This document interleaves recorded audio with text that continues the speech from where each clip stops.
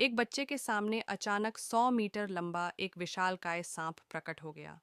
देखने से लग रहा था कि वह अब उस बच्चे का शिकार बन जाएगा। लेकिन हैरानी की बात यह थी कि पास ही खड़ी माँ बिल्कुल भी नहीं घबराई और आश्चर्यजनक रूप से वह विशालकाय सांप बच्चे को कोई नुकसान नहीं पहुंचा रहा था। असल में वह एक रक्षक सर्प था जो माँ बेटी की रक्षा कर रहा था। उस दिन जब दूसरी पत्नी घर पर नहीं थी, बड़ी पत्नी फिर से दासी को लेकर बच्चे को मारने की योजना बनाने आई। जैसे ही वे बच्चे को नुकसान पहुंचाने वाली थीं, अचानक वह विशालकाय सांप वहां आ गया। दोनों डर के मारे कांप उठीं। दासी तो उसे भगाने ही वाली थी, पर बड़ी पत्नी ने उसे रोक लिया, क्योंकि उसके मन में एक और नीच विचार आया। क्यों न सांप को ही बच्चे को खा जाने दिया जाए, ताकि खुद को दोष से बचाया जा सके।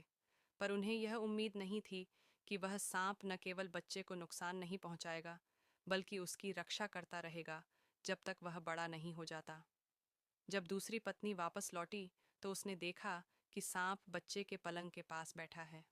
वह तुरंत समझ गई कि बड़ी पत्नी फिर से कोई चाल चली है। उसने सांप का धन्यवाद किया। इस बीच बड़ी पत्नी और दासी दरवाजे के पीछे छिपकर तमाशा देखने की कोशिश कर रही थीं, पर तभी सांप जाकर दूसरी पत्नी के हाथों से लिपट गया, जैसे कोई बिछड़ा प्रेमी वापस मिल गया हो। ये देखकर वे दोनों तुरंत पति के पास जाकर शिकायत करने लगीं, कहने लगीं कि दूसरी पत्नी सांप की पत्नी है। पति यह सब सुनकर हैरान रह गया, लेकिन चूंकि वह जानता था कि ये दोनों हमेशा से दूसरी पत्नी से जलती थीं, उसने उनकी बातों को झूठ करार दिया।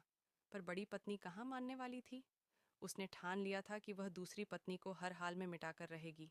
एक दिन उसने देखा कि दूसरी पत्नी के साथ उसका मौसेरा भाई बच्चे को संभाल रहा है। दोनों ऐसे लग रहे थे जैसे एक परिवार हों। यह देखकर उसके मन में एक और शैतानी योजना बनी। वह तुरंत दासी को लेकर अपने पति के पास पहुंची और सांकेतिक रूप से कहने लगी कि मौसेरा भाई और दूसरी पत्नी के बीच कुछ चल रहा है। दासी ने भी बात बढ़ाई कि बच्चा शायद पति का नहीं है। पति को गुस्सा आ गया और उसने डांटते हुए कहा कि अगर फिर से ऐसी बातें कहीं तो मुंह तोड़ देगा। पर बड़ी पत्नी मुस्कुराई, क्योंकि उसने शक का बीज बो दिया था। अगले दिन दासी मौसेरे भाई के घर पहुंची।